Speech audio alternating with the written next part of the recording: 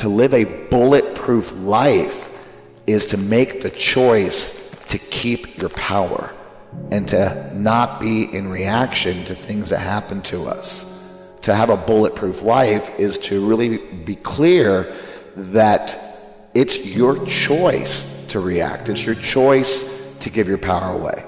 I never saw it that way. I never imagined that me being mad at somebody or me taking something personal or me being upset about something or me being stressed out, that I was giving my power away. We give our energy away when we get upset. And by learning some strategies to not give your energy away and keeping your power, then you're empowered. And then I say you have a bulletproof life. The first thing that's going to allow me to keep my power is my purpose. Living my purpose, knowing what my purpose is. And you have a purpose, and the purpose could be as simple as love. Which, by the way, Viktor Frankl in his book, and I recommend this book, Man's Search for Meaning, talks about that love is the most powerful purpose we can have. And so when you are grounded in your purpose, you can't be knocked down. Number 2 is responsibility. But we don't realize that responsibility is also interpretation. Interpretation. How I choose to interpret. I am responsible for my interpretation. For example, if my girlfriend breaks up with me, that's a fact. Where I go with that is an interpretation. If I go to, I can't trust women, I'm worthless, I'm not meant to be in a relationship, it wasn't designed this way, etc., those are interpretations. Or I could look at it from another interpretation. If I'm responsible, you know what? Her path has led her into that direction. I'm trusting that that's her choice. I respect her choice. I matter. I'm beautiful. I could still trust people. Yeah. This is going to make me stronger. This is an opportunity. This is a gift. You know, it's all how I choose to see it. And based on how you interpret, feelings follow. Then your body reacts to your feelings, and then you interpret that in a negative way. Feelings follow, body interpretation, actions, and all of a sudden you have a vicious cycle of reaction. You're in traffic. You could interpret it like you're stressed out, you hate traffic, you hate people, you become a monster. Some people change personalities in traffic. They start screaming, imaginary people, swearing, and you're a heart attack waiting to happen. Because by reacting, what do? Give my power away, which takes me away from a bulletproof life. So when you take responsibility for how you interpret something and how you choose to see something, that shifts your energy, that shifts your joy, that shifts how you approach things. Number 3, trust the process. What you're going through is temporary, and that what's permanent is how you feel. What's permanent is your attitude. Even if it never changes, even if your health never changes, you could still be joyful. You could still be happy. You could still be blessed. And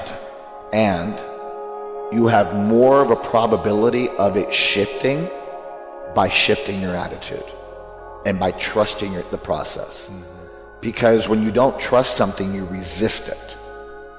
And when you resist something, we talked about in the resistance episode, you give it the power, you give it the energy. You're giving energy to a negative situation. Fear is the expectation that the worst is going to happen. Faith is the knowing that everything is going to work out. Number 4 is confront whatever is stopping you from a bulletproof life. Don't avoid it. Don't be afraid to confront something.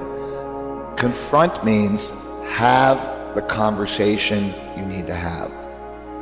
Whether it's with yourself, with your spouse, with the people around you, be willing to tell the truth. When you don't tell the truth, you're in resistance, you're choosing a negative interpretation, and you're not applying the prior principles. And one way to do that tangible, look at your results. Look at your financial results. Results don't lie. Results don't lie. Look at the results you have in your friendships, in your relationship, the results with your health, your weight, your body, financial. Take inventory. And one way to take inventory, very simple. On a scale of 1 to 10, where's my health? Step 5 is integrity. We take our foot off the gas in keeping our agreements, keeping our word, keeping our promises. And the biggest thing I've noticed is that the more power people have, the more excuses and the more justifications they have to not honor their word. Integrity is about being whole and complete. It's about being one with what I communicate, what I do, and what I create. Step 6. It's expand your comfort zone. Challenging my limiting beliefs. Challenging I can't do that. I could never do that. That's too big for me. And there's something I read years ago from a friend of mine named Maria Marin, who's a Latina superstar. And she wrote a book called If You Expect More, You'll Get More. And if you expect little, you get little. So number 1, purpose. Number 2, responsibility. And interpretation. Right. Number 3, trust the process. Number 4, confront. Number 5, integrity. Number 6, expand your comfort zone. And number 7, enthusiasm. Live life with passion and enthusiasm, and put passion into everything that you do. Enthusiasm in the breakdowns, enthusiasm in the breakthroughs, enthusiasm in everything that you do. And that enthusiasm is infectious, and that's contagious, and people want to be a part of it. I think that the first thing that goes out the window when we're in a breakdown or in a situation is our enthusiasm. Because our fear kicks in, and we start having dark conversations.